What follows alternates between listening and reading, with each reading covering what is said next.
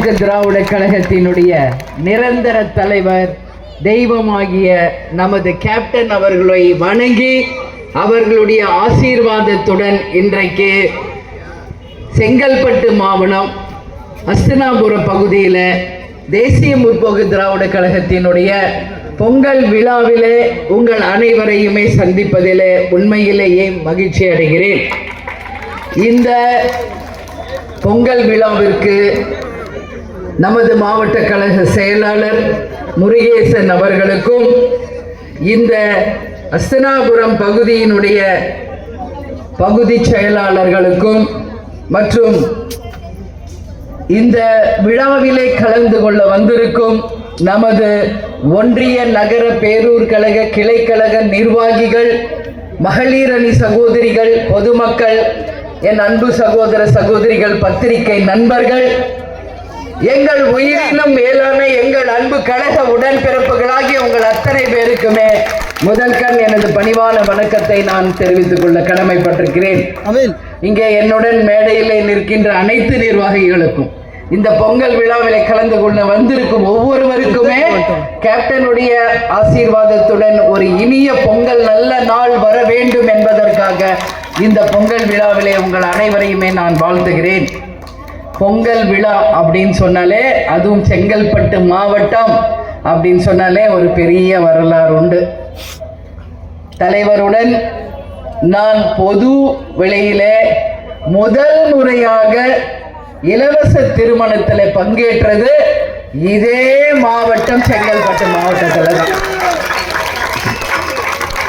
அதை தொடர்ந்து எத்தனையோ முறை இந்த மாவட்டம் முழுக்க தலைவரும் நானும் செல்லாத இடமே இல்லை என்று சொல்லக்கூடிய அளவு எல்லா விதத்திலும் எல்லா நிகழ்ச்சிகள், பொதுக்கூட்டங்கள், மக்களுக்காக செய்கின்ற நலத்திட்ட உதவிகள், தேர்தல் பணிகள் என்று நாங்கள் போகாத இடமே இந்த செங்கல்பட்டு மாவட்டத்தில் இல்லை என்று சொல்லக்கூடிய அளவு எங்களோடு ஒன்றாக இணைந்த ஒரு மாவட்டம் நமது செங்கல்பட்டு மாவட்டம். முருகேசன் அவர்கள் அந்த காலத்திலிருந்து இப்போ வரைக்கும் நமது கழகத்திலே ஒரு சீனியராக, சிறந்த ஒரு மாவட்ட செயலாளராக, கேப்டனின் இதயத்தில் இடம் பிடித்த ஒரு இதய கனியாக, ஒரு சிறந்த ஒரு மாவட்ட செயலாளராக இன்னைக்கு வரைக்கும் தன்னால எவ்வளோ தூரம் இந்த கட்சிக்காக உழைக்கணும், இந்த கட்சியை வளர்க்கணுமோ அதுக்காக ஒவ்வொரு நாளும் பாடுபட்டிருக்கிறார். அவரோடு இணைந்து அவர் கருத்தை வலுப்படுத்தக்கூடிய அளவு இங்கு இருக்கின்ற அனைத்து ஒன்றிய நகர பேரூர் கழக கிளைக்கழக நிர்வாகிகள், அனைத்து அணி சார்புகள் சேர்ந்தவர்கள், மகளிரின் எல்லாமே நீங்க இருந்த இந்த மாவட்டத்தை சிறப்பாக கொண்டு வரீங்க. இன்னும் மேலும் மேலும் சிறப்பாக கொண்டு வர வேண்டும் என்பதையும் இந்த நேரத்தில் நான் தெரிவித்துக் கொள்கிறேன். அவர் ஏற்கனவே இங்க செங்கல்பட்டு தொகுதியிலே எம்எல்ஏவாக ஜெயித்து தலைவரோட வந்து சட்டசபைக்கு சென்றது. அதனால இந்த பொங்கல் நாளில அவரை நான் வாழ்த்துகிறேன். மீண்டும் 2026 மீண்டும் தொகுதியில, இதே செங்கல்பட்டு தொகுதியில ஜெயித்து நமது கழகத்தினுடைய எம்எல்ஏவாக மீண்டும் சட்டசபைக்கு வர வேண்டும். அது மட்டும் இல்லாமல் இந்த மாவட்டத்தில் இன்னும் பல்வேறு எம்எல்ஏக்களையும் உங்களோடு இணைத்து நமது அசெம்பிளிக்கு அழைத்து வர வேண்டும் என்பதையும் இந்த நல்ல நாளில் உங்கள் அனைவருக்குமே நான் தெரிவித்துக் கொள்ள கடமைப்பட்டிருக்கிறேன். பொங்கல் விழா அப்படின்னு நம்ம சொன்னாலே இது தமிழர்களுடைய திருவிழா. தைப்பொங்கல் அப்படின்னாலே என்ன? நம் தமிழர்களுடைய திருவிழா. இந்த பொங்கல் விழாவுக்கு நிறைய வரலாறு இருக்கு, சாதாரணம் கிடையாது. நாளைக்கு போகி, அதுக்கு அடுத்த நாள் தைப்பொங்கல், அதுக்கு அடுத்த நாள் மாட்டு பொங்கல், அதுக்கு அடுத்த நாள் காணும் பொங்கல். இந்த மாதிரி நமது தமிழர்களுடைய அந்த கலாச்சாரத்தையும் பாரம்பரியத்தையும் பறைசாற்றுகின்ற அளவு தொன்று தொட்டு நம் முன்னோர்களால் கொண்டாடப்பட்ட இந்த பொங்கல் விழா தமிழகத்தின் ஒரு சிறந்த விழா என்பதில் நாம் அனைவருமே பெருமை கொள்ள வேண்டிய ஒரு திருவிழா என்பதை இந்த நேரத்தில் தமிழர்களாகிய நாம் அனைவரும் சேர்ந்து இந்த பொங்கல் நாளை சிறப்பாக கொண்டாட வேண்டும். இது நமது கலாச்சாரத்திற்கான, நமது தமிழர்களுக்கான ஒரு திருவிழா அப்படிங்கிறத நாம பெருமையோடு இந்த நேரத்தில் நாம பதிய வைக்க கடமைப்பட்டிருக்கிறோம். அது மட்டும் கிடையாது, நம்ம கட்சி எப்படிலாம் வளர்ந்துச்சுன்றது உங்களுக்கு எல்லாம் தெரியும். ஒரு ரசிகர் மன்றமாக ஆரம்பிக்கப்பட்டு 2000 கொடி அறிமுகப்படுத்தி பிறகு 2005 கட்சி ஆரம்பித்து 2011 எதிர்கட்சி தலைவராக ஆகி அதுக்கப்புறம் இதுவரைக்கும் 20 ஆண்டு காலமாக மக்களுக்காக பணியாற்றிக்கிட்டு இருக்கோம். தலைவர் எவ்வளியோ தொண்டர்களும் அந்த வழிதான் என்பதை போல தங்கள் சொந்த உழைப்பில் சம்பாதித்த அந்த காசுல இன்னைக்கு வரைக்கும் கட்சியை வளர்த்து கொண்டிருக்கும் எங்களுடைய தொண்டர்கள் தான் எங்கள் வாழ்க்கையில் நாங்கள் பெற்ற பெரிய பாக்கியம் என்பதை இந்த நல்ல நாள்ல உங்க முன்னாடி சொல்ல கடமைப்பட்டிருக்கேன். நம்ம ஒன்னும் ஆளுங்கட்சியும் இல்ல, ஆண்ட கட்சியும் இல்ல, லஞ்சம் ஊழலுக்கு அப்பாற்பட்ட ஒரு கட்சி. எங்கேயாவது ரோட்ல போய் ஏதாவது கடையில நோட்டு கொடுத்து எங்கேயாவது வசூல் பண்ண ஒரு வரலாறு இருக்கா இந்த கட்சிக்கு? லஞ்சம் ஊழல் வரலாறு இருக்கா? யாருக்கிட்டே கண்ட பஞ்சாயத்து பண்ண வரலாறு இருக்கா?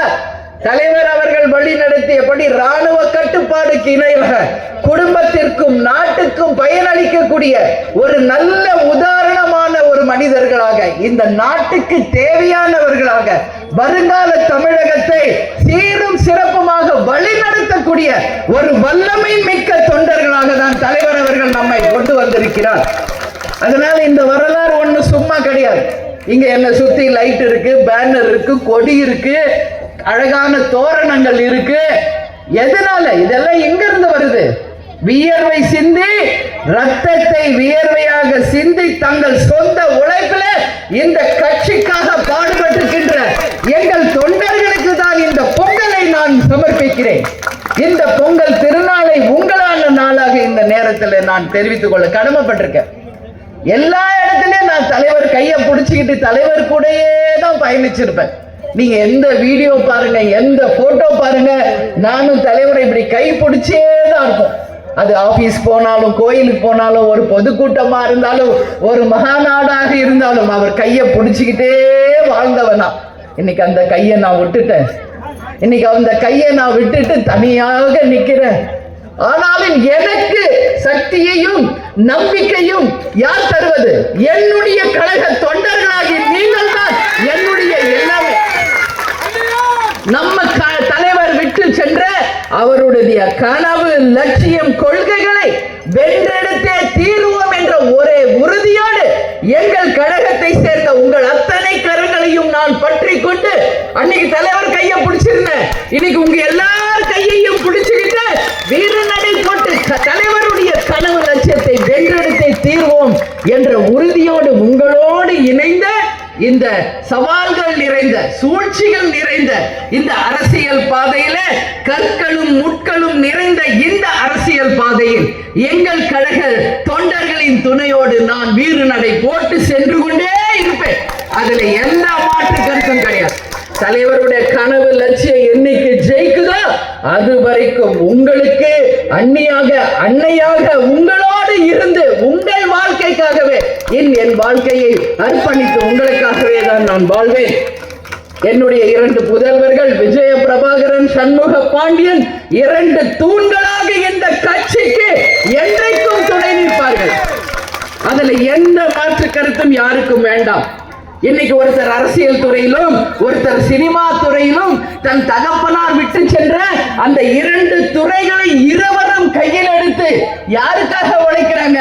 கேப்டனை நம்பி வந்த கடைகோடி தொண்டர்களுக்காக நாங்கள் குடும்பத்தோடு சேர்ந்து எங்கள் வாழ்க்கையை உங்களுக்காக அர்ப்பணித்து உங்களோடு இணைந்து தலைவருடைய கனவு லட்சியத்தை வென்றே தீர்வோம் என்ற உறுதியோடு இன்னைக்கு நாம பயணித்துக் கொண்டு இருக்கிறோம்.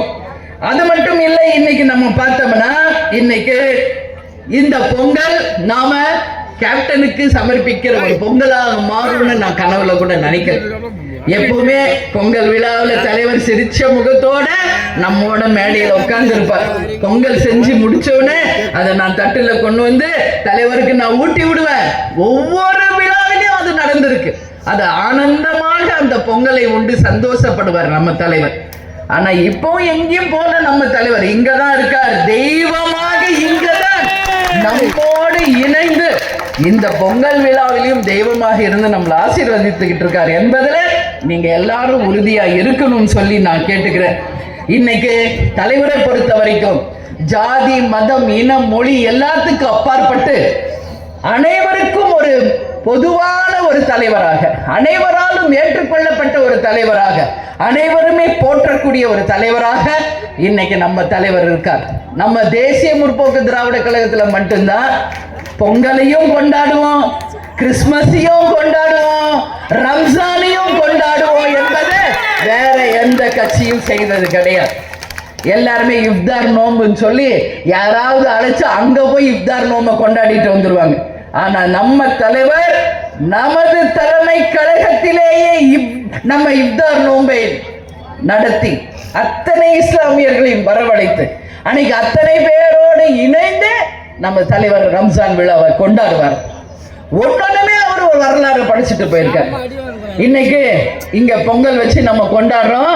நம்ம தலைமை கழகத்தில் ஆயிரக்கணக்கான பொங்கல் பானையை வச்சு நம்ம தலைவரோடு இணைஞ்சு, நானும் தலைவரும் இணைந்து அந்த இணைந்த கரங்களாக அந்த பொங்கல் பானையில கை வச்சு நாங்க நிக்கிற வால் போஸ்டர் தமிழ்நாடு முழுக்க அனைத்து இடங்களிலுமே இருக்கும்.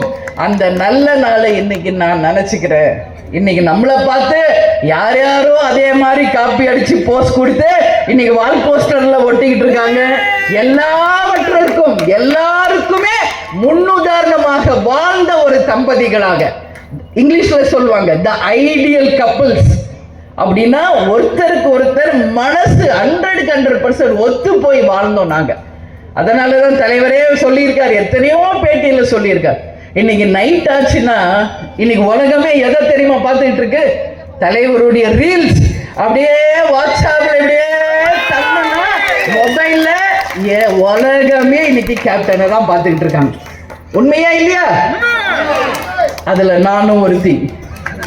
நான் தலைவரை சற்றேறக்குரிய 2-3 மணி நேரம் அப்படியே தலைவரை பார்த்துட்டு அவர் செஞ்சது, அவர் பேசினது, மக்கள் அவரை பத்தி பேசுறது எல்லாத்தையும் பார்த்து கண்ணீர் வடிச்சு அப்படியே தூங்கிடுவேன். இது தினத்தோறும் நடக்கிற ஒரு விஷயம். அப்பதான் நானே பார்க்கிறேன், என்னெல்லாம் சொல்லணுமா எல்லாத்தையும் அப்பயே சொல்லிட்டு போயிருக்காரு கேப்டன். இது என் மனைவி நிழல் சக்தி இல்லடா, நிஜ சக்தின்னு சொல்லியிருக்காரு. அது மட்டும் இல்ல, எந்த ஒரு கணவரும் தன் மனைவி எவ்வளோ போற்றுதல் கூடியதா இருந்தா கூட சொல்ல மாட்டாங்க. ஆனா கேப்டன் யார்? ஒட்டுமொத்த பெண்களை மதிக்கக்கூடிய பெண்களின் தலைவராக வாழ்ந்தவர். அதனாலதான் என்ன சொல்லியிருக்காரு, ஒவ்வொரு பெண்ணும் தன் கணவனை என்ன நினைப்பாங்க? என் கணவரே என்னுடைய கண்கண்ட தெய்வம்னு சொல்லுவாங்க. என்ன பொறுத்தவரைக்கும் என் மனைவியே என்னுடைய தெய்வம்னு சொல்ற அந்த தெய்வத்திற்கு நான் வாழ்க்கப்பட்டன. அது போதும் என் வாழ்நாளில் நான் பெற்ற பாக்கியம். அது போதும் இந்த வாழ்நாளில் நான் பெற்ற பாக்கியம். இதுக்கு மேல நான் எதையும் பார்க்க போறதில்லை. தலைவரோட நான் எல்லாத்தையும் பார்த்தாச்சு. இனிமேல் நான் ஏதாவது புதுசா பார்க்க போறேன்னா சொல்லுங்க? எதுவும் இல்லை. அதனால அந்த உயர்ந்தவருக்கு, அந்த தெய்வத்திற்கு மனைவியாக அந்த கடவுள் என்னை ஆசீர்வதித்ததே என் வாழ்நாளில் நான் பெற்ற பாக்கியமாக கருதுகிறேன். அதை இங்க உங்க முன்னாடி நான் சொல்ல கடமைப்பட்டிருக்கேன். இங்க என் பின்னாடி நிற்கிறானே கேப்டன் சின்னகுமார் மற்றும் எல்லாருமே கேப்டன் கூடயே இருந்து கடைசி வரைக்கும் என் கூட வந்திருக்கார். வண்டி ஓட்டுறவர் சோமு, இன்னும் நிறைய பேர் வீட்டில் தலைவரை கண்ணும் கருத்துமாக 24 மணி நேரமும் கண்ணுல விளக்கெண்ணையை விட்டு பார்த்துக்கிட்டோம். அவர் ஒரு செகண்ட் கூட யாரும் அவரை விட்டு விலகாம அப்படியே ஒரு அரண் மாதிரி அவரை காப்பாற்றணும். இருந்தாலும் காலம் தலைவரை எடுத்துட்டு போயிடுச்சு. இதுவும் கடந்து போகும், இதுவும் கடந்து போகும், இதுவும் கடந்து போகும் என்று சொல்லி நீங்க எல்லாரும் இருக்கிறதுல தைரியத்துல தான் இன்னைக்கு உங்க அண்ணிய வாழ்க்கையை நான் தொடர்ந்து நடத்திக்கிட்டு இருக்கேன். நீங்க என்ன பார்க்கலாம், தினந்தோறும் நான் ஆபீஸ் போயிடுறேன், தினந்தோறும் நான் ஆபீஸ் போயிடுறேன். எதனால? தலைவரோடையே அங்க இருக்கணும். அது மட்டும் இல்லை, அங்க வருகின்ற மக்களை நான் பார்க்கும் போது அந்த மக்களில் ஒருவராக நான் கேப்டனை பார்க்கிறாங்க. அங்க வருகின்ற ஆயிரக்கணக்கான தொண்டர்கள், மேல்மருவத்தூர் பக்தியை கொண்ட அந்த தொண்டர்கள் என்று நம்ம தலைமை கழகத்திற்கும் கேப்டன் ஆலயத்திற்கும் வருகின்ற அந்த மக்களா நான் இருக்கும்போது என் கவலைகளை நான் மறக்கிறேன். என்னுடைய ஸ்ட்ரெஸ்ஸை நான் ரிலீவ் ஆகுறேன், என்னுடைய அந்த சோகத்திலிருந்து வெளியே வர்றேன். அதனால தான் தினந்தோறும் தலைவர் கோயிலில் தான் நான் இருப்பேன். 12 மணிலேருந்து 4 மணி 5 மணி வரைக்கும் அங்கே தான் இருப்பேன். இது என்னுடைய வாழ்க்கையில தினம்தோறும் நான் செய்யும் செயலாகவே என்னை நானே மாத்திக்கிட்டேன். அன்னைக்கு கேப்டனுடைய முதல் குரு பூஜை எப்படி நடந்துச்சு? தலைவர் மறைந்த அன்னைக்கு எப்படி லட்சக்கணக்கான தொண்டர்கள் வந்தாரோ அதே மாதிரி கேப்டனின் குரு பூஜை அன்றைக்கும் லட்சக்கணக்கான தொண்டர்கள் கூடி கேப்டனை தெய்வமாக போற்றி அந்த குரு பூஜையை மிக பிரம்மாண்டமான ஒரு வெற்றி பூஜையாக மாற்றிய என் மக்களுக்கு இந்த நேரத்தில் எங்கள் தொண்டர்களுக்கும் மக்களுக்கும் நான் நன்றியை தெரிவிச்சுக்கிறேன். தினந்தோறும் தான் நான் கோயிலுக்கு போறேன், தினந்தோறும் தான் நான் விழுந்து கும்பிடுறேன். ஆனா நான் இருக்கிற உன் கூடிய உன்னோடையே தான் இருக்க ஆசீர்வாதம் பண்ணாரு பாருங்க. அந்த பூவையே எடுத்து என் நெத்தியில வச்சாரு என் அன்பு கணவர்.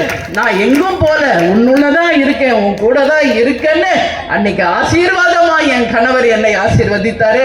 இது போதும் என் வாழ்க்கையில நான் பெற்ற பாக்கியம் என்பதை என் அன்பு சகோதர சகோதரிகள் கிட்ட பகிர்ந்து கொள்வதில் நான் உண்மையிலேயே பெருமை அடைகிறேன். இன்னைக்கு நம்ம பார்த்தோம்னா என்ன நாள்? இன்னைக்கு இளைஞர்களின் தினம், international youth day. I wish all the youngsters happy youngsters day, a youth day for all the youngsters. இதே நம்ம ஜனவரி 12ஆம் தேதி நமது சென்னையிலே இளைஞர் மாநாடு நடத்தணும். கொஞ்சம் யோசிச்சு பாருங்க. தலைவர் மறைவுக்கு எப்படி சென்னையை ஸ்தம்பிச்சதோ, தலைவர் குரு பூஜைக்கு எப்படி நம்மளுடைய சென்னையை ஸ்தம்பிச்சதோ, அது மாதிரி இளைஞர் மாநாடு அன்னைக்கும் சென்னையே ஸ்தம்பிச்சது. அந்த மஞ்சள் கலர் சட்டையில தேசிய முற்போக்க திராவிட கழகத்தை சேர்ந்த ஒட்டுமொத்த இளைஞர்களும் அன்னைக்கு கூடி ஒரு மிகப்பெரிய ஒரு வெற்றியை நமது தலைவருக்கும் நமது கழகத்திற்கும் கொடுத்த அந்த நல்ல நாளில் நான் நினைவு கூற கடமைப்பட்டிருக்கேன். எனவே அனைத்து இளைஞர்களுக்கும் இளைஞர் தின நல்வாழ்த்துக்கள். விவேகானந்தர் சொன்னது போல ஒரு கிராமத்திற்கு 50 இளைஞர்கள் கிடைத்தால் போதும் இந்த நாட்டை நாம் மாற்ற முடியும் அப்படின்னு சொன்னார். நம்ம தலைவர் அவர்களும் இதை தான் சொல்லி சொல்லி சொல்லி தமிழ்நாடு முழுக்க மக்களை சந்தித்தார். பேசி பேசி தொண்டையில ரத்தம் வரும் வரைக்கும் மக்களுக்காக பேசினார். என் மக்களே, என் மக்களே, என் மக்களேன்னு உங்களை தங்க தட்டில் வைத்து நான் தாளாட்டணும், ஒரு வாய்ப்பு கொடுங்கள், ஒரு வாய்ப்பு கொடுங்கன்னு எவ்வளவோ தலைவர் சொன்னார். அன்னைக்கு தலைவர் சொன்னது யாருக்கும் காதுல கேட்கல, ஏத்துக்கல, கல்லுன்னு நினைச்சு எரிஞ்சிட்டாங்க. இன்னைக்கு எரிஞ்ச பிறகுதான் தெரியுது அது கல் இல்ல, வைரம். விலை மதிப்பே இல்லாத வைரத்தை நாம எரிஞ்சிட்டோமே என்று இன்றைக்கு ஒட்டுமொத்த மக்களும் கேப்டன் ஆலயத்துல கண்ணீர் விட்டு அவங்கள மன்னிப்பு கேட்டுக்கிட்டு இருக்காங்க. தினந்தோறும் நான் அவங்கள சந்திச்சுக்கிட்டு இருக்கேன். அதனால மக்களே, நான் இன்னைக்கு யாருக்காக நிற்கிறேன்? உங்களுக்காக தான். நம்ம தலைவர் விட்டு சென்ற கனவு, அவரோட லட்சியம், கொள்கை நிச்சயம் நாம் வென்றெடுக்கணும். மீண்டும் கிடைக்கும் வாய்ப்பை நழுவ விட்டு விடாதீர்கள். உங்களுக்காக மட்டும்தான் நான் இதை பேசுறேன். கேப்டனே இழந்துட்டேன், இனிமே நான் இழக்கிறதுக்கு ஒன்றும் இல்லை. இருந்தாலும் நான் யாருக்காக நிற்கிறேன்? மக்களாகிய தமிழ்நாட்டு மக்களுக்காக தான். அவர் கனவு லட்சியத்தை வென்று அவர் என்ன மக்களுக்கு செய்யணும்னு நினைச்சாரோ நிச்சயமாக அதை செய்தே முடிப்போம். அதற்கு நீங்கள் நல்ல வாய்ப்பை தர வேண்டும் என்பதை இந்த நேரத்தில் உங்ககிட்ட நான் கேட்டுக்கொள்கிறேன். இன்னைக்கு அரசியல் பேசக்கூடாதான், ஆனா என்ன பண்றது? நம்ம பேசிதான் ஆகணும், வேற வழி இல்லை. நல்ல விஷயங்கள் நடந்திருந்தா நான் பாராட்டிட்டு போயிருப்பேன். நல்ல விஷயமே நடக்கலையே மக்களுக்கு. அப்ப எப்படி அதை நாம சுட்டி கொட்டாம ஒரு பொங்கல் விழாவை நாம கொண்டாட முடியும்? யோசிச்சு பாருங்க. இந்த பொங்கல் விழாவில் இன்னைக்கு ஆட்சியில் இருக்கின்ற திமுக என்னெல்லாம் உங்களுக்கு வாக்குறுதி கொடுத்தாங்க சொல்லுங்க. பொங்கல் தொகுப்போடு 5000 ரூபாய் வழங்கப்படும் என்று எதிர்கட்சியாக இருந்தப்பவே அவங்க வாக்குறுதி கொடுத்தாங்க. இன்னைக்கு 5000 ரூபாய் கொடுத்தாங்களா? கொடுக்கல. சரி, அட்லீஸ்ட் 1000 ரூபாயாவது கொடுப்பாங்களான்னு நம்ம மக்கள் எதிர்பார்த்தாங்க. அந்த 1000 ரூபாயாவது கொடுத்தாங்களா? கொடுக்கல. இன்னைக்கு பொங்கல் தொகுப்பு பரிசுன்னு சொல்லி இன்னைக்கு கொடுத்துக்கிட்டு இருக்காங்க. நானும் எல்லாமே பார்த்துக்கிட்டு இருக்கேன். மக்களே, இது நான் உங்களுக்காக பேசுறேன். நல்ல கீனா டீப்பா நீங்க கேட்கணும். தமிழ்நாடு முழுக்க என்ன கொடுத்துருக்காங்க மக்களுக்கு? நான் எல்லா மாவட்டத்திலையும் ஃபோன் பண்ணி எல்லா ரேஷன் கடையிலையும் கொடுக்குறாங்களா, என்ன கொடுக்குறாங்க, எங்க கொடுக்குறாங்க, எவ்வளவு கொடுக்குறாங்க, எல்லா புள்ளி விவரம் எடுத்துக்கிட்டு தான் இன்னைக்கு உங்க முன்னாடி நிற்கிறேன். இன்னைக்கு ஒரு சின்ன உதாரணம். ஒரு ரேஷன் கடை இருக்கிற ஏரியால ஒரு 1700 வீடு இருக்குன்னு வைங்க. ஆனா இன்னைக்கு அவங்க கொடுக்கிறது எத்தனை வீடுக்கு? வெறும் 500 வீடுகளுக்கு தான் கொடுத்திருக்காங்க. நல்லா புரிஞ்சுக்கணும். இதுல நான் சொல்றது ஒரு வேர்டு கூட பொய்யோ தப்போ கிடையாது. இன்னைக்கு 1600 700 வீடு இருக்கிற இடத்துல வெறும் 500 வீடுகளுக்கு தான் பொங்கல் தொகுப்பு அந்த கொடுக்கறாங்க. சரி, அப்படி என்ன கொடுக்கறாங்க அப்படின்னு பார்த்தா 1 கிலோ அரிசி, 1 கிலோ சர்க்கரை, ஒரே ஒரு கரும்பு. இதனுடைய மதிப்பு எவ்வளவு தெரியுமா உங்களுக்கு? வெயிட்டும் கரெக்டா இல்லையா? சரி, அட்லீஸ்ட் அதாவது கரெக்டா இருக்கும் பார்த்தேன். வெயிட்டும் கரெக்டா இல்ல. அதைத்தான் தலைவர் அன்னைக்கு சொன்னாரு, இவங்க வெயிட் கரெக்டா என் மக்களுக்கு சேர்க்க மாட்டாங்க, அதனாலதான் நீங்க போய் ரேஷன் கடை முன்னாடி நிக்காதீங்க. சகோதர சகோதரிகளே, ரேஷன் பொருள் உங்கள் வீடு தேடி கொண்டு வந்து சரியான அளவுல நான் கொடுப்பேன் நம்ம தலைவர் சொன்னார். ஆனா நம்ம மக்கள் புரிஞ்சுக்கல. சரி, அது முடிஞ்சிருச்சு. இப்ப நான் சொல்றேன், இன்னைக்கு அவங்க கொடுக்கிற அரிசி 1 கிலோ விலை எவ்வளவு தெரியுமா? நல்லா நோட் பண்ணிக்கணும். வீட்டுல போய் இது எல்லாத்தையும் நீங்க சொல்லணும். 40 ரூபாய். இதுல 1.1% கூட பொய் இல்லை. அவங்க கொடுக்கிற அரிசியின் விலை 40 ரூபாய்.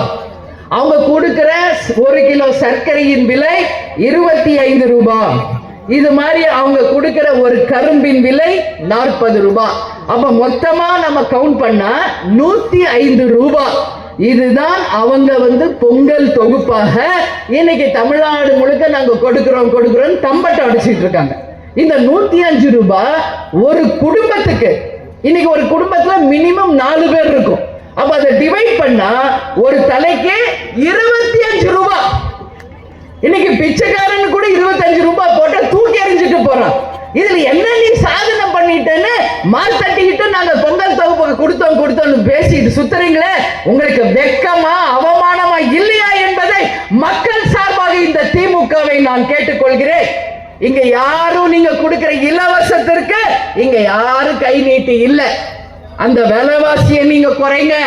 அவங்க எல்லாரும் சொந்தமா உழைக்கிறாங்க, சொந்தமா சம்பாதிக்கிறாங்க. தங்கள் சம்பாதிச்ச காசிலேயே அவங்களுக்கு வேண்டிய, குடும்பத்துக்கு வேண்டியதை சிறப்பாக அவங்க வாங்கிக் கொள்ள முடியும். இன்னைக்கு எல்லா கட்டணமும் விலைவாசி உயர்வு, மின் கட்டண உயர்வு, சொத்து வரி உயர்வு, டாஸ்மாக்ல வருமானம், கனிம வளத்துல கொள்ள, எங்கு பார்த்தாலும் லஞ்சம், ஊழல. இன்னைக்கு எந்த காசு போற எங்க போகுது? எங்க போகுது? மக்களுக்கு ஒரு 1000 ரூபாய் கொடுங்கன்னு சொன்னா அதுக்கு எங்க கிட்ட நிதி இல்லைன்னு சொல்றீங்களே, வெக்கமா இல்லையா உங்களுக்கு? நான் கேட்கிறேன், என்ன நிதி இல்லைங்கிறீங்க? எப்ப கேட்டாலும் மத்திய அரசு நிதியை கொடுக்கல, மத்திய அரசு நிதியை கொடுக்கலன்னா மக்கள் ஓட்டு போட்டது யாருக்கு? திமுகவுக்கு. அப்படி இருக்கிறப்ப நீங்க மத்திய அரசு கிட்ட போய் கெஞ்சி கூத்தாடிக்கிட்டு இருக்கீங்க. இந்த நாட்டை கட்டவிழ்த்து இந்த நாட்டை வழி நடத்துகிற வல்லமை இல்லாத ஒரு கோழைகள் கையில இந்த ஆட்சி போய் சிக்கிருச்சு அப்படின்னு நாம எல்லாரும் தலை குனிய வேண்டிய ஒரு பொங்கல் இது என்பது உங்ககிட்ட உறுதியா நான் சொல்றேன். எப்ப பாரு மத்திய அரசு சொல்றீங்களே, மத்திய அரசு கிட்ட ஆட்சி கொடுத்துட்டு நீங்க வீட்டுக்கு போங்க, அவங்க பார்த்துக்குவாங்க. இல்ல நல்லவர்கள் கையில, லஞ்ச ஊழல் இல்லாத நேர்மையானவர்கள் கையில இந்த ஆட்சியை கொடுங்கள், அவர்கள் இந்த தமிழ்நாட்டை சீர்தூக்கி தலை தூக்கி நிறுத்துவாங்க. சேர சோழ பாண்டிய பல்லவ மன்னவர்கள் ஆட்சி செய்த இந்த பூமி இன்னைக்கு இந்தியாவிலேயே அதிகமான கடன் பெற்ற ஒரு நாடாக திகழ்கிறது. நல்லா புரிஞ்சுக்கணும், இந்தியாவிலேயே அதிகமாக கடன் சுமை கொண்ட நாடு எதுன்னா நம்ம தமிழ்நாடு தான். இன்னைக்கு ஒரு தலை மேலேயும் குறைஞ்சபட்சம் 40,000 ரூபாய் கடன் இருக்கு நம்ம மேல.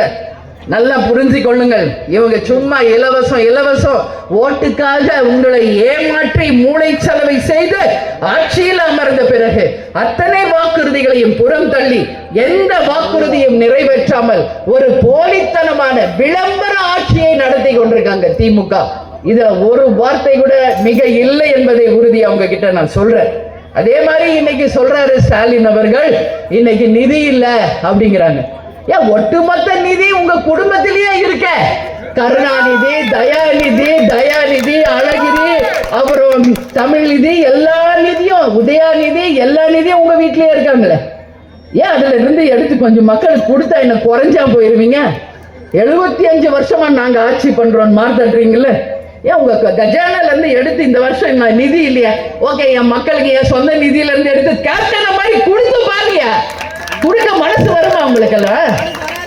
கொடுத்து கொடுத்து சிவந்த கரங்களுக்கு சொந்தக்காரர் தமிழ்நாட்டில் இருந்தாருன்னா ரெண்டே பேர் தான். ஒன்னு புரட்சி தலைவர் எம்ஜிஆர், அடுத்த புரட்சி கலைஞர் கேப்டன். இவங்கெல்லாம் கிடையாது. ஒன் வே டிராபிக், கொடுங்க கொடுங்க கொடுங்க கொடுங்க வாங்கிட்டே தான் இருப்பாங்களே ஒழிய திருப்பி கொடுக்கிற எண்ணமே அவங்களுக்கு கிடையாது. நம்ம கேப்டன் சொல்வார், உப்பு அரிச்சு போச்சு, லஞ்சத்தை வாங்கி வாங்கி வாங்கி கையே உப்பு அரிச்சு போச்சுன்னு சொல்வார். அதனால இந்த திமுக அரசு மற்றவங்க மேல பழிய போட்டு தப்பிக்கலாம் நினைக்காதீங்க. தமிழக மக்கள் மிக மிக புத்திசாலிகள். ஏதோ இன்னும் உங்க ஆட்சி ஓடிட்டு இருக்குன்னு மமதியிலே சுத்தாதீங்க. 2026க்கு இன்னும் சற்றேறக்குரிய ஒரு வருஷம் தான் இருக்கு. நிச்சயமாக இதுக்கான பதிலடி நிச்சயம் 2026 மக்கள் உங்களுக்கு பாடத்தை புகட்டியே தீர்வார்கள் என்பதை உறுதியாக இந்த நேரத்தில் நான் சொல்ல கடமைப்பட்டிருக்கேன். அது மட்டும் இல்ல, இன்னைக்கு எல்லா அமைச்சர்கள் கையிலும் பாருங்க கோடிக்கணக்கான ரூபாய். குறுநில மன்னர்களாக அமைச்சர்களும் எம்எல்ஏக்களும் எல்லாருமே. இங்க ஒரு அமைச்சர் இருக்காரு, யார் அவரு? தாமோ அன்பரசன். அதே மாதிரி எம்எல்ஏ கருணாநிதி. ஏன் அவங்களை பத்தி நான் சொல்றேன்னா, இதே பல்லாவரம் கவர்மெண்ட் ஹாஸ்பிட்டலுக்கு நான் வந்தேன்.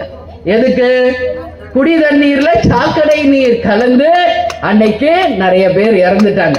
நூற்றுக்கணக்கானவர்கள் ஆஸ்பத்திரியில அனுமதிக்கப்பட்டிருந்தாங்க. நான் நேரடியாக வந்து அந்த மக்களை சந்தித்து ஆறுதல் சொல்லி தேசிய முற்போக்கு திராவிட கழகத்தின் சார்பாக நம்மளால முடிஞ்ச உதவியை செஞ்சுட்டு போனோம்.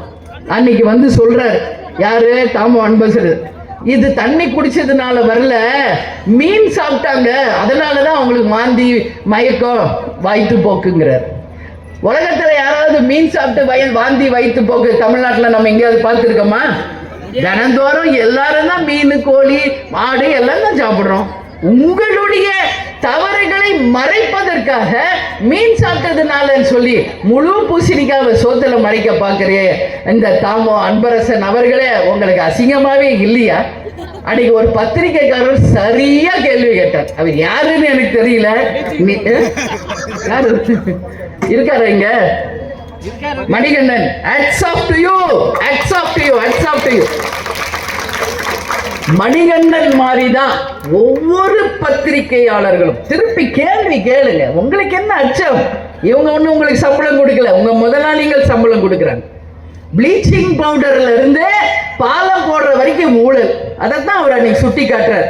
ப்ளீச்சிங் பவுடர் போடுறோன்னு சொல்லிட்டு மைதா மாவை கொட்டினீங்களே அப்படின்னு கேட்கிறார். என்ன ப்ளீச்சிங் பவுடர் வராங்க எல்லாரும் மைதா மாவை தூவிட்டு போயிட்டாங்க. அதுக்கு இவர் புத்திசாலித்தனமா கேள்வி கேட்கிறாராம். யாரு? நம்ம தாமோ அன்பரசன்.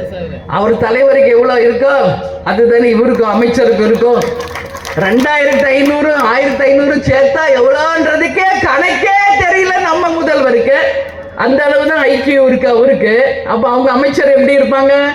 அமைச்சர் என்ன சொல்றாரு? யார் பாது கேள்வி கேட்டது வாப்பா, அன்னைக்கு என்ன போட்டேன்னு சொன்னேன் அப்படின்னா, ப்ளீச்சிங் பவுடர் போடுறத நீங்க மைதா மாவு தூக்கிட்டு போங்க. ப்ளீச்சிங் பவுடர் என்ன விலை தெரியுமா அப்படிங்கிறார். நீங்க சொல்லுங்கன்றார். 15 ரூபாய். மைதா மாவு எவ்வளவு தெரியுமா? 55 ரூபான்றார். அப்போ எது கம்மியோ அதைத்தானே நாங்க போடுவோம். எப்படி காஸ்ட்லியா இருக்கிற மைதா மாவை போடுவோன்னு இவர் வந்து அவரை கார்னர் பண்ண கொஸ்டின் கேட்டார். நம்ம மணிகண்டன் அடிச்சாரு பாருங்க மணிய. அங்கதான் நிக்கிறீங்க பத்திரிகையாளர்களே, உங்களுக்கு வாழ்த்துக்கள். அப்ப கேட்டார் ஒரு கேள்வி. அப்ப ஏன் சார் கார்பரேஷன்ல வந்து ஒரு ப்ளீச்சிங் பவுடர் 1 கிலோ 55 ரூபாய் ஏன் சார் விக்கிறீங்கன்னு கேட்டீங்க பாருங்க ஒரு கேள்வி. ஒரு 15 ரூபாய் ப்ளீச்சிங் பவுடரை 55 ரூபாய்க்கு விற்கிற உரிமை யார் உங்களுக்கு கொடுத்தாங்க? அப்ப எவ்வளவு ரூபாய் ஒரு ப்ளீச்சிங் பவுடர்லயே ஊழல் நடக்குது என்பதை அன்னைக்கு உலகத்திற்கு வெளிக்காட்டிய மணிகண்டனுக்கு தேமுதிக சார்பாக லஞ்ச ஊழலை ஒழிப்பேன் சொன்ன ஒரே தலைவர் கேப்டன் சார்பாக வாழ்த்துக்களை நான் தெரிவிச்சுக்கிறேன். அப்ப அவர் சொல்றாரு, இல்லையா நாங்க ஒண்ணு அப்படி சொல்லியா 55 ரூபாய் ஒண்ணு விக்கலையேங்கிறார். உடனே 55 ரூபாய் தான், ஏன் நீங்க வந்து டெண்டர்ல 55 ரூபாய் போடுறீங்கன்னு கேட்கிறார். உடனே அது கூட பதில் சொல்ல தெரியல. பின்னாடி இருந்து ஒருத்தர் எடுத்து கொடுக்கிறார். கமிஷனர் இதுக்கு பதில் சொல்வாருன்னு சொல்லுங்க.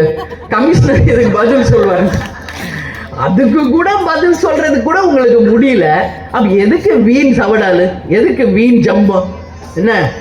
அப்ப கேட்கிறாரு கமிஷனர் இதுக்கு பதில் சொல்வாரு அப்படின்ட்டு. அப்ப கேட்கிறாரு நம்ம மணிகண்டன், எங்க பார்த்தாலும் சாக்கடைகள் அடைச்சிருக்க, அதனால தானே தண்ணியில வந்து கலப்படம் ஆயிடுச்சு. அதுக்கு அவர் சொல்றாரு, மக்களுக்கு சரியில்லைப்பா, இங்க டப்பாங்களும் குப்பைங்களையும் போட்டு அடைச்சி வைக்கிறதுனாலதான் இப்படி ஆகுது அப்படிங்கிறார். உடனே நம்ம மணிகண்டன் கேட்கிறாரு, அப்ப மக்களை குறை சொல்றீங்களா? அந்த குப்பை கூலங்களை அகற்ற வேண்டியது யார்? உங்களுடைய ஆட்சி, ஏன் அதை செய்யலன்னு அப்படி கேட்கிறார். உடனே நான் ஒன்றும் மக்களை குறை சொல்லியே, நான் இங்க சொன்னேங்கிறார்.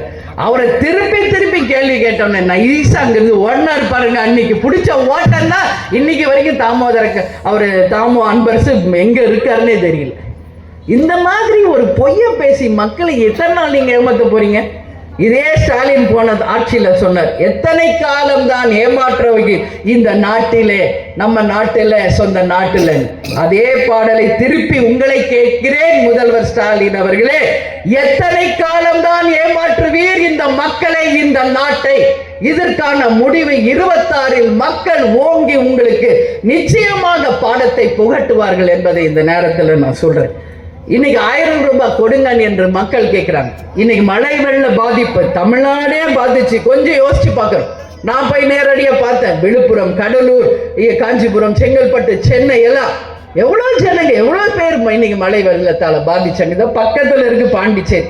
அங்க சின்ன ஒரு ஸ்டேட், அந்த ஸ்டேட்ல இருக்காரு ஒரு முதல்வர், அவரு கொடுக்கிறாரு ஒரு ரேஷன் கார்டுக்கு 2000 ரூபாய். இங்க இருக்கிறார் ஒரு முதல்வர், என்னத்துக்கு புரோஜனம்? வெறும் விழுப்புரம் மாவட்டத்துக்கு மட்டும் 2000 ரூபாய் கொடுத்தா, அப்போ அடுத்த வருஷம் நல்லா புரிஞ்சுக்கணும், விழுப்புரம் மக்கள் மட்டும் அவருக்கு ஓட்டு போடட்டும். தமிழ்நாட்டில் இருக்கிற அத்தனை மாவட்டத்திலும் இந்த திமுகவை நீங்கள் புறக்கணிக்க வேண்டும். உங்கள் வாக்குகளை அவங்களுக்கு செலுத்தாமல் பாடத்தை நீங்கள் புகட்டணும். ஏன் விழுப்புரம் மக்கள் மட்டும்தான் பாதிச்சிருக்காங்களா? ஏன் கடலூர், இங்க செங்கல்பட்டு, காஞ்சிபுரம், சென்னை, டெல்டால விவசாயிகள் இன்னைக்கு அத்தனை இழந்து நிர்கதியா நிற்கிறாங்க. யார் அவங்களுக்கெல்லாம் உதவி செய்ய போறாங்க? எப்ப கேளுங்க, நானும் டெல்டாக்காரன் தான், காலர் தூக்கி விடுறாரு டெல்டாக்காரர். இது வரைக்கும் போய் அந்த விவசாய மக்களையும் சந்திக்கல, இது வரைக்கும் அந்த நிவாரண தொகையுமே கொடுக்கல. அப்போ மழை வெள்ள பாதிப்புக்கு நிவாரணம் இல்லை, பொங்கலுக்கும் நிவாரணம் இல்லை. அப்போ உங்க ஆட்சி இருந்தா என்ன, போனா என்னன்னு தான் நான் கேள்வி கேட்கிறேன். இந்த ஆட்சி இருக்கிறது ஒண்ணுதான், போகிறது ஒண்ணுதான். இதே அண்ணன் எடப்பாடியார் ஆட்சியில 2500 கொடுத்தப்ப என்னென்ன கிண்டல் பேசுனீங்க. விலைவாசி ஓவரா விக்குது, 5000 ரூபாய் கொடுக்கணும் நீங்களே. ஒரு 500 ரூபாய்க்கு வக்கீல் உங்க ஆட்சியில, ஒரு 500 ரூபாய்க்கு வக்கீலாத ஒரு ஆட்சியால இந்த திமுக ஆட்சி இருக்கு. இதுக்கு என்ன பதில் சொல்ல போகிறார் முதல்வர் என்ற கேள்வியை இங்க மக்கள் கேள்வியாக நான் எழுப்புகிறேன். இன்னைக்கு சொல்றார் அவரு, எல்லாரும் பொங்கலை சிறப்பா கொண்டாடுங்க, கோலம் போடும்போது பொங்கும் புத்தாண்டு பொங்கல் விழான்னு போடணுமா? என்ன பொங்கி நிக்குது, நான் ஒன்றும் பொங்கல். ஆனா நம்ம முருகேசன் சூப்பரா இங்க புகையை போட்டு புகை பொங்கலா கொண்டாடி இருக்கோம். என்ன இங்க பொங்கும் பொங்கல் இல்லை, இது புகை பொங்கல். ஆனா இன்னைக்கு அவர் சொல்றாரு, தமிழ்நாடு முழுக்க பொங்கும் பொங்கலா எங்க கொண்டாடினார்? எங்க பொங்கி இருக்குதுங்க, எங்க பொங்குது? இப்ப சொல்றாங்களே, ஒரு 1000 ரூபாய் கொடுத்துருந்தீங்கன்னா இங்க இருக்கிற ஜவுளி கடை, மளிகை கடை, எல்லா கடையிலயும் மக்கள் ஜே ஜே ஜே நின்று இருப்பாங்க. இன்னைக்கு அத்தனை வியாபாரிகளும் ஆட்டிக்கிட்டு இருக்காங்க, வருமானமே இல்லை. ஏன்? மக்களுக்கும் வருமானம் இல்லை, வியாபாரிகளுக்கும் வருமானம் இல்லை. அத ஒரு நிலையை ஏற்படுத்திய ஆட்சிதான் இந்த திமுக ஆட்சி என்பதை இந்த நேரத்தில் நான் சுட்டிக்காட்ட விரும்புகிறேன். இங்க நம்ம தமிழ்நாடு நிலைமை கொஞ்சம் யோசிச்சு பாருங்க. நான் தமிழ்நாடு முழுக்க டெய்லி ஏதோ ஒரு மாவட்டத்துக்கு பை ரோடு, சாலை வழியாக தான் நான் பயணிச்சுட்டு இருக்கேன். உண்மையில் உங்ககிட்ட மன வருத்தத்தோட சொல்றேன், தமிழ்நாட்டின் சாலைகள் இன்னைக்கு படுகொலிகளாக, பல்லாங்குழி விளையாடக்கூடிய அளவு, நாத்து நடக்கூடிய அளவு, ஒரு கேவலமான ஒரு சாலைகளாக தான் இன்னைக்கு இருக்கு. சாலையும் சரியில்லை, வேலையும் இல்லை, இங்க மக்களுக்கு வியாபாரமும் இல்லை, கல்வியும் இல்லை, எதுவுமே இல்லை. ஆனா ஒண்ணு மட்டும் இருக்கு, தமிழ்நாடு முழுக்க சாராயமும் இருக்கு, சரக்கும் இருக்கு. இதை தவிர வேற ஒண்ணும் கிடையாது தமிழ்நாட்டுல. அப்ப டாஸ்மாக்ல வர காசெல்லாம் எங்க போகுது? இப்ப பாருங்க, நாளைக்கு பொங்கல்ல ஒரே நாளில் 500 கோடி வசூல் செய்த தமிழ்நாடு சாதனை படைத்ததுன்னு வரும் பாருங்க. இதுல ஒண்ணுலதான் நீங்க சாதனை செய்யணும், வேற எதுலயும் சாதனையே கிடையாது. அந்த காசை எடுத்து மக்களுக்கு கொடுங்க, ஏன் கொடுக்க மாட்டேங்கிறீங்க? அதனால இந்த ஆட்சி மக்கள் விரோத ஆட்சியாக தான் நடந்துட்டு இருக்கே வழிய மக்கள் போற்றுகின்ற ஆட்சியாக நடக்கல. அதனால அவர் சொன்னாரு, பெண்கள் எல்லாருக்கும் கோலம் போடும்போது பொங்கும் பொங்கல் அப்படின்னு போய் சொன்னார், எழுதுங்கன்ட்டு. நான் சொல்றேன் உங்களுக்கு, தாய் குலங்களே, பெண்களின் மனதை அறிந்தவள் ஒரு பெண்ணாக தான் இருக்க முடியும். ஒட்டுமொத்த பெண்களின் சாட்சியாக நான் சொல்றேன். காலையில பொங்கல் அன்னைக்கு கோலம் போடுறீங்களே, பொங்கும் பொங்கல் இல்லை, பொய் வாக்குறுதி கொடுத்த பொங்கல் அப்படின்னு போடுங்க. 1000 ரூபாய் எங்கே கொஸ்டின் மார்க் போட்டு கோலத்தை போடுங்க. யார் அந்த சாருன்னு கோலத்துல போட்டு கேள்விக்குரிய போடுங்க. பாலியல் வன்கொடுமை இன்னைக்கு தமிழ்நாட்டில் தலை விரிச்சாடிட்டு இருக்கு. பள்ளி குழந்தை வரையில் இருந்து பல்கலைக்கழக மாணவிகள் வரைக்கும் பாலியல் வன்கொடுமை. எங்க பார்த்தாலும் பெண்களுக்கு பாதுகாப்பு இல்லாத ஒரு சூழல். கவர்னரை சந்திச்சு 2 மனு நான் கொடுத்தேன். ஒன்னு பாலியல் வன்கொடுமை, அதே மாதிரி இன்னைக்கு மழை வெள்ளத்தால பாதிக்கப்பட்டவங்களுக்கு நிவாரண நிதி, இந்த பொங்கல் நிதி 1000 நிச்சயம் இந்த அரசு தர வேண்டும் என்ற மிகப்பெரிய ஒரு கோரிக்கை மனு கவர்னர் கையில கொடுத்தேன். அதுக்கு அடுத்தது மேலூர்ல விவசாய மக்களுடைய 5000 ஏக்கர் நிலத்தை இந்த திமுக ஆட்சி ஆட்டைய போட பாக்குறாங்க. இன்னைக்கு அமைச்சரும் கலெக்டரும் எஸ்பியும் இந்த ஆட்சியோடு கை கோர்த்துக்கிட்டு மக்களுடைய 5000 ஏக்கரை எடுத்து அந்த விளைநிலத்தை பாலைவனமாக மாற்றுகின்ற ஒரு சூழல் இருக்கிறது. நேரடியாக சென்று அந்த மக்களோட மக்களாக இருந்து உறுதியாக இந்த திட்டம் வரவே வராது என்று அவர்களுக்கு நான் வாக்குறுதி கொடுத்து விட்டு வந்திருக்கிறேன். அப்படி மீறி அங்க ஒரு புடி மண்ணை எடுக்கணும் அப்படின்னு நினைச்சா என் மேலதான் என்ன தள்ளி விட்டுட்டு தான் அந்த மண்ணை எடுக்க முடியும் அப்படின்னு சொல்லி நான் சவால் விட்டுட்டு வந்திருக்கேன்.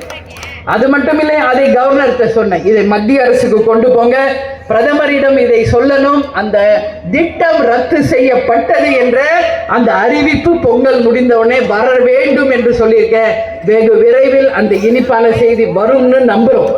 அது மட்டும் இல்லை, அதை பாதுகாக்கப்பட்ட வேளாண் மண்டலமாகவும் அறிவிக்கணும்னு நம்ம சொல்லியிருக்கோம். இங்க இருக்க பரந்தூர் விமான நிலையம், அதுவும் மேலூர் தாலுக்கால இருக்கிற மாதிரியே தான் விவசாய நிலம். உங்க எல்லா விவசாய மக்களுக்கும் நான் சொல்றேன், நான் விவசாய குடும்பத்தில இருந்து வந்த பொண்ணு, நம்ம கேப்டனும் விவசாய குடும்பத்தில இருந்து வந்தவர் தான். விவசாயிகளுக்கு ஏதாவது எதிராக ஒரு திட்டம் வந்தால் முதல் ஆளாக, முதல் கட்சியாக நமது தேசிய முற்போக்கு திராவிட கழகம் இறங்கும் என்பதை உங்களுக்கு நான் சொல்ல கடமைப்பட்டிருக்கேன். அதனால பரந்தூர்லயும் ஒரு கைப்பிடி மண்ணு எடுக்க முடியாது, மேலூர் தாலுக்காவிலையும் ஒரு கை மண்ணு எடுக்க முடியாது என்பதை இந்த நல்ல நாளிலே விவசாய மக்களுக்கு உறுதுணையாக இருந்து நாங்கள் நிச்சயம் செய்வோம் அப்படின்னு சொல்லி இந்த நேரத்தில் வாக்குறுதி கொடுக்கிறேன். இன்னைக்கு கேப்டன் நமக்கு சொல்லி கொடுத்துட்டு போனதெல்லாம் என்ன? இயன்றதை செய்வோம், இல்லாதவர்க்கே. ஒரு சின்ன ஃபங்க்ஷனா இருந்தாலும் ஒரு பொதுக்கூட்டம் போட்டு முடிக்கவே மாட்டோம். ஒரு நலத்திட்ட உதவிகள் நம்மால் அன்னைக்கு ஒரு 100 குடும்பத்துக்கு பெனிஃபிட் ஆச்சுன்றது இன்னைக்கு இல்ல, 40-50 வருஷமா நம்ம செய்துட்டு இருக்கோம். இன்னைக்கு வெறும் 100 ரூபாய்க்கு பொருளை கொடுத்து ஏமாத்துற திமுக அரசுக்கு எதிராக இன்னைக்கு தேமுதிக சார்பாக இன்னைக்கு எத்தனையோ பேருக்கு, எத்தனை பேருக்கு, 2000 பேருக்கு இன்னைக்கு பொங்கல் பரிசு பொருள் நம்ம தரப்போகிறோம். அதுல என்னெல்லாம் நம்ம தரப்போறோம்னு உங்களுக்கு சொல்றேன், புரிஞ்சுக்கங்க. அரிசி 1 கிலோ, வெல்லம் 3/4 கிலோ, நெய் 1 கிலோ, திராட்சை, முந்திரி, ஏலக்காய் சேர்ந்து அந்த தொகுப்பு 1 பேக்கெட், கரும்பு 2, புடவை 1, மஞ்சள் கொத்த 1. ஒரு அரசாங்கம் கூட செய்ய தவறிய இந்த நலத்திட்ட உதவிகளை வழங்கிய தேசிய முற்போக்கு திராவிட கழகத்தை மக்களாகி நீங்கள் புரிந்து கொள்ள வேண்டும். இன்னைக்கு கவர்மெண்ட் கொடுக்குறது யார் காசு? மக்கள் வரி பணம்.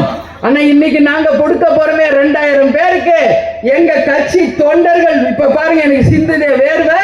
இந்த மாதிரி ரத்தத்தை வியர்வையாக சிந்தி சம்பாதிச்ச காசுல தலைவர் சொன்னபடி எங்களால் இயன்றதை செய்வோம், இல்லாதவருக்கு என்ன. இந்த பொங்கல் நாள்ல உங்களுக்கு இந்த தொகையை நாங்கள் வழங்குகிறோம், இந்த பரிசு பொருட்களை உங்களுக்கு நாங்கள் வழங்குகிறோம். அதனால தேமுதிக எப்பவுமே மக்களுக்காக மட்டும்தான் என்பதை நீங்க யாருமே மறந்துவிடக் கூடாது. அதனால நல்லபடியாக நிலைகள் நல்லபடியாக சிந்திச்சு இனி வருங்காலம் மக்களாட்சி மலரக்கூடிய அளவு ஒரு மாற்றத்தை நீங்கள் உருவாக்க வேண்டும் என்று சொல்லி அனைவருக்கும் அட்வான்ஸ் பொங்கல் வாழ்த்துக்களை நான் தெரிவித்துக் கொண்டு, தலைவர் அவர்கள் சொல்வது போல தமிழன் என்று சொல்லடா, தலை நிமிர்ந்து நில்லடா, இயன்றதை செய்வோம் இல்லாதவர்க்கே என்று கூறி நமது முரசு எட்டத்திக்கும் வெற்றி முரசு கொட்டும் என்று கூறி இந்த விழாவிலே பங்கேற்க வந்திருக்கும் உங்கள் அனைவருக்கும் இருகரம் கூப்பி நன்றிகளை தெரிவித்துக் கொண்டு விடைபெறுகிறேன். நன்றி, வணக்கம்.